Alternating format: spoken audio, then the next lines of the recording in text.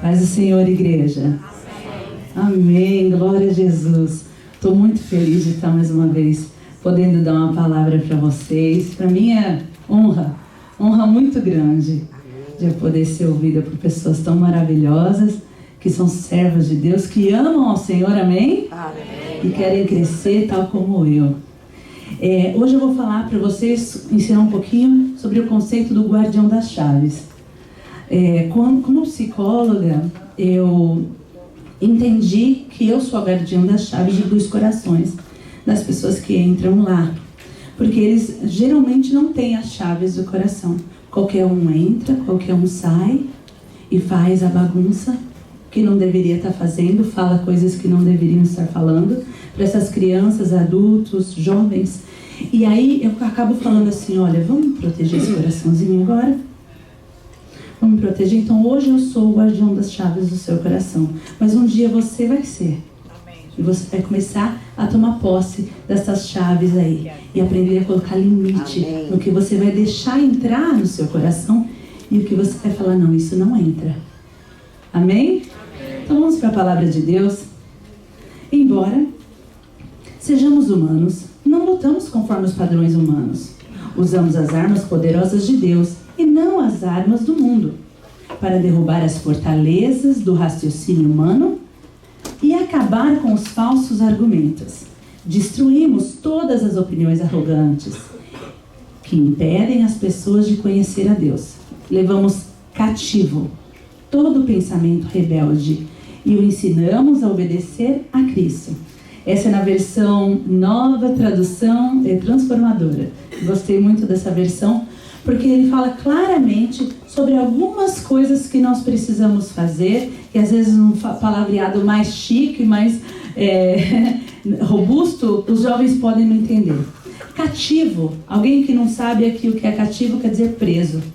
Nós vamos levar preso, nós vamos prender os pensamentos que não agradam ao Senhor, opiniões arrogantes, né? Coisas que nos separam, nos impedem de conhecer a Deus. Quem tem as chaves dos seus pensamentos?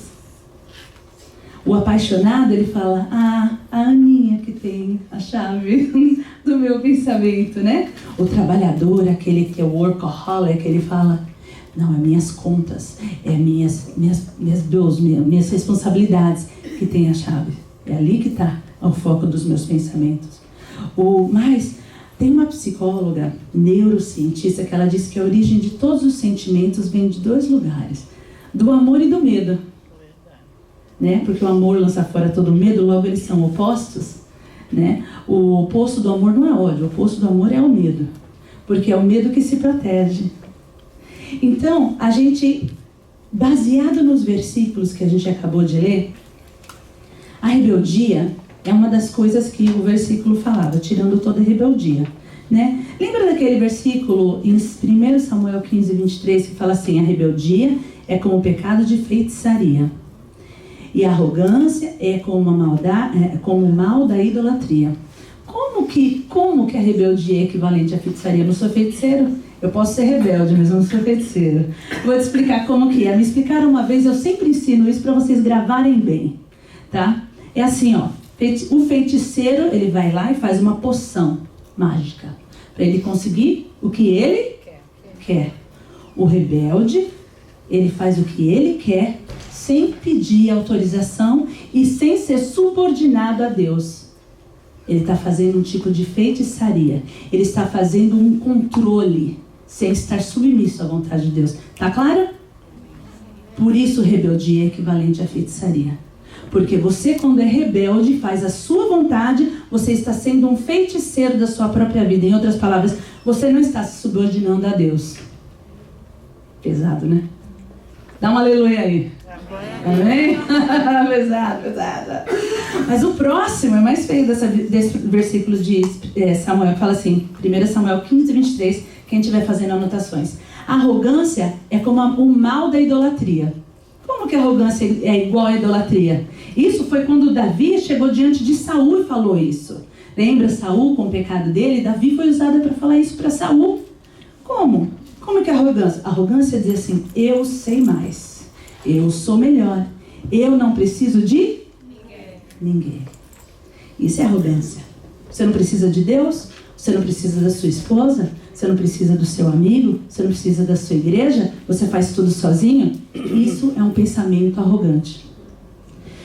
E o Senhor Deus, Ele quer que nós sejamos família, que nós sejamos corpo, entendeu? Então faz parte do pensamento, da ideologia, do que Deus quer para nós, é estar submisso a um pastor, a palavra dele, estar em família, compartilhando suas necessidades. Quando não acontece isso, ele reflete uma arrogância. Arrogância é equivalente à idolatria, por quê?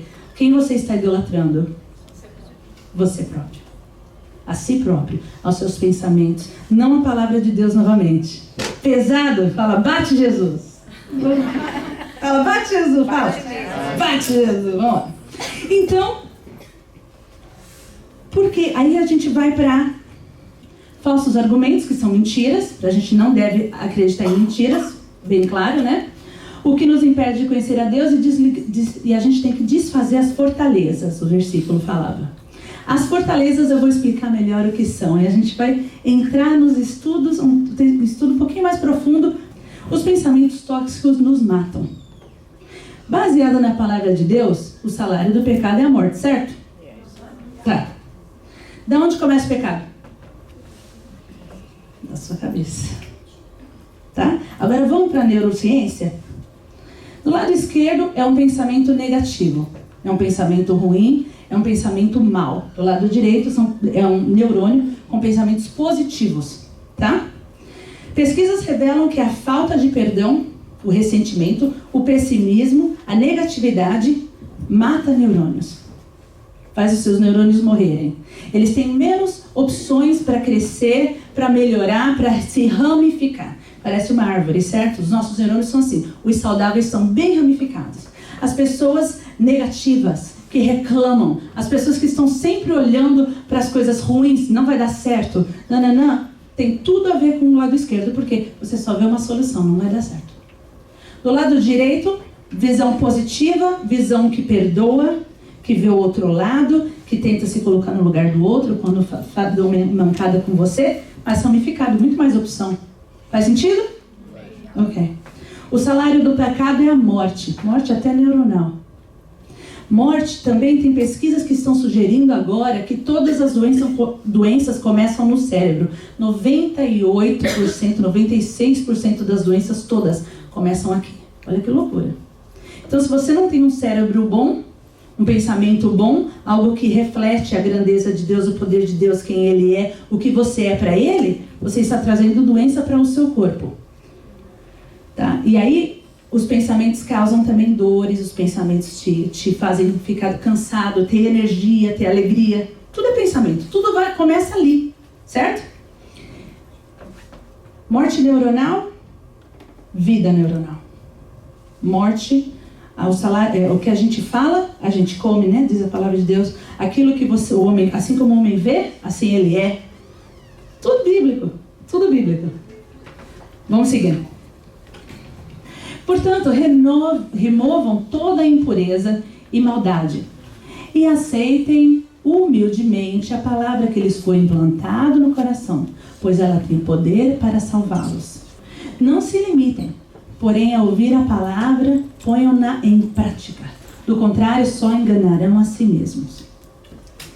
A gente tem aqui um exemplo de versículo que o Senhor fala para a gente tirar a impureza e a maldade. A impureza também traz morte neuronal. E a maldade faz a mesma coisa. Os vícios fazem a mesma coisa. Tudo que você faz com o seu corpo, que sai da sua boca, vem do seu cérebro e do seu coração. Ok? Lado esquerdo, pode passar? Lado esquerdo, morte neuronal. Lado direito, vida neuronal. Quando você é positivo, você é criativo. Pode passar o slide? O cara tinha uma bicicleta velha, quebrada, ele pegou e transformou num cortador de grama. Ele fala, eu gosto de andar de bicicleta e odeio cortar grama. Logo, construí isso. Vida neuronal. Positivismo, certo? Pode seguir mais um. O menino ficou cansado de segurar o celular? Mas deu um jeito. Deu jeito. Não tem problema. Não tem... Vida neuronal. Vida neuronal, positivismo. Peraí, deixa eu ver como que eu consigo resolver isso, né? E quando a gente não tem outras muitas soluções, a gente pode perguntar para os universitários, né, para os amigos, né, não é assim aquela brincadeira do Brasil? Pergunta para os universitários. Veja bem, a morte neuronal é tão séria, que ela é equivalente a um corte. Digamos que você corta o dedo, corta o pé, corta alguma parte do seu corpo. Na mesma hora, as C-reactive proteins, que são as proteínas reativas, que protegem o seu sangue, eles correm para lá na mesma hora. E faz aquela casquinha, né? Começa a fechar o corte e aí para de sangrar. Da mesma forma, quando acontece aquela morte neuronal que a gente está falando, de negatividade, falta de perdão, ressentimento, a mesma reação que acontece no corpo, o corpo vai para o seu cérebro. Esse C-reactive protein, essas proteínas que protegem para você não sangrar, para não acabar, não é para o sangramento do cérebro, mas é para tentar restaurar, para tentar te dar vida. É tão sério que o seu corpo reage como um corte. Você não perdoar, reage no seu cérebro como um corte. Imagina quantas cicatrizes devem ter nesses neurôniozinhos para ir melhorando e restaurando. Não pensa assim. O Senhor é contigo. Veja, o Senhor tem mais para você. A vitória é certa. Fique firme na promessa. O Senhor está na frente. Ele nunca te deixou, nunca te abandonou. Ele é o seu Deus e o seu Senhor. Ao invés de você ficar, eu não vou conseguir, vai dar tudo errado, eu vou perder esse casamento, eu vou perder meu filho para as drogas. Não, eu vou vencer, o Senhor é comigo. Você profetiza, você usa a sua boca como espada de fogo na sua vida. Mas para isso você tem que ter vida neuronal, você tem que se encher. A boca fala do que o coração está cheio. Se você quer encher a sua boca de fé, a Bíblia fala que a fé vem pelo ouvir. E ouvir? A palavra de Deus. Você não quer ouvir digamos assim, está difícil ouvir uma pregação de um pregador, liga no YouTube outra. Está difícil você ouvir uma pregação, está tão difícil ouvir um hino. Mas traga esperança para o seu coração, e restauração neuronal, e vida para as suas células, vida para o seu corpo. Existem estudos que dizem que pressão alta é por causa do coração, por causa de tristezas e amarguras, diabetes é por causa de solidão. Dizem que o câncer é falta de perdão. Todos esses estudos que estão assim, muito avançados, estão descobrindo segredos que a Bíblia fala, que nós devemos perdoar, devemos viver em renovação cerebral, renovação da nossa mente, né? No cérebro, nós temos aqui a prova que a morte vem através do pecado. Olha aqui, o primeiro cérebro é um cérebro saudável, que ele é um pensante, tá? Alegre, tá tudo acontecendo normal, saudável. O do meio é um cérebro que usa heroína, e o de cá é um cérebro que assiste pornografia. É o vício, é o cérebro do viciado. A pornografia é mais viciante do que a cocaína, mais viciante do que a heroína. De comum a gente pouco fala sobre isso no púlpito. Contudo, nós devemos trazer à tona as verdades que hoje em dia qualquer celular está na mão da criança e faz, certo? A pornografia destrói o cérebro ao ponto de matar o amor. Então, um homem que é viciado na pornografia, eventualmente isso foi comprovado, ele vai deixar de querer estar com a mulher do que estar com o computador. Por quê? Porque a dopamina liberada na pornografia, ela não acaba depois do sexo. Ela continua porque o homem continua com a mente suja. Ele continua vendo a pornografia em outras mulheres, outros lugares. E a dopamina, então, é restaurada. Não é saudável, ele é equivalente a um vício. Por isso ele é pior do que heroína. Então, e não só homem, eu digo mulheres também. Se você tem isso aqui, se você tem essa caidinha, se você tem essa fragilidade, ore ao Senhor. Mas o mais importante que eu te ensino esse segredo aqui, que descobri isso é recente, hein? Na psicologia e na neurociência. O contrário da pornografia não é abstinência. O contrário da pornografia ou do vício qualquer que seja, maconha, qualquer coisa que você... álcool, cigarro. O contrário disso não é abstinência. O contrário do vício, qualquer vício, é conexão emocional. Então, por exemplo, fizeram como é que fala? No laboratório colocaram um ratinho, uma experiência, colocaram o ratinho com água com heroína. E aí esse lado não tinha quase nada para fazer, só tinha heroína, ele ficava doidão lá com a heroína, a quantidade que não matou. Aí ele tinha a opção de ou ficar lá, ou ele sair e pegar um caminho e ir para uma outra coisa onde tinha outros ratinhos, onde tinha brincadeiras, onde tinha uma comunidade de brincadeiras e coisas para fazer.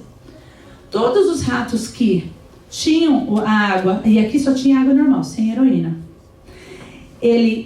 mesmo que no começo ele vem ficar com a comunidade e volta para a heroína, daqui a pouco ele para de voltar. Existe a abstinência natural por causa da conexão emocional. Por causa que existem outros ratinhos, existem coisas para fazer. Então a solidão, porque a pessoa que está viciada, geralmente ele faz escondido, ele faz com um pequeno grupo de pessoas, certo? O vício, ele só aumenta a solidão e destrói o seu cérebro e mata muitos neurônios, tá? A pornografia vai fazer isso, e a pessoa vai fazer isso no escondido. Mas se você se abster de fazer isso, mas para estar com seres humanos saudáveis, com amizades saudáveis, com comunidade saudável, estar aqui ouvindo, conversando, trocando ideia, abrindo o seu coração, não só tá aqui, mas tá na sua. Não é isso. É você tá aqui, mas tá aqui.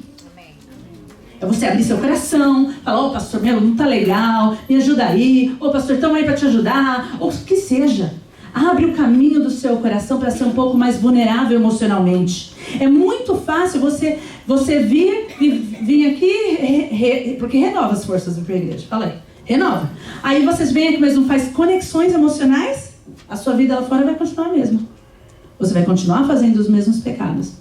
Que seja beber, que seja fumar, que seja pornografia. Não importa, que seja pensar numa menina igual um doido. É vício. Nosso cérebro ele foi feito para ficar viciado. Na realidade, o nosso cérebro é feito para ficar viciado, mas não nas coisas do mundo, em Deus. Amém. Nosso cérebro foi criado para isso. Pensamentos tóxicos versus pensamentos positivos. Cada 5 segundos, em média, nós tomamos decisões. De 3 a 7 segundos, em média 5. Toda hora, cada 5 segundos você tem uma decisão que você tem que tomar. Eu vou prestar atenção, eu vou ler, eu vou trabalhar, eu vou ser responsável, eu não vou murmurar. Cada 5 segundos. 1, 2, daqui a pouco. Outra decisão. E você, todo momento você decide a vida ou a morte. A alegria ou a tristeza. A angústia ou a paz. Diariamente, a sua mente está te permitindo você fazer essas escolhas. E as escolhas têm a ver com tempo e atenção. Tudo que você presta mais atenção é a sua escolha. Tudo que você gasta mais tempo é essa sua escolha. E não esquecendo que o medo é o oposto do amor. Então, quando você escolhe se preocupar muito, se angustiar muito, você está longe do amor. Que amor? Amor de quem?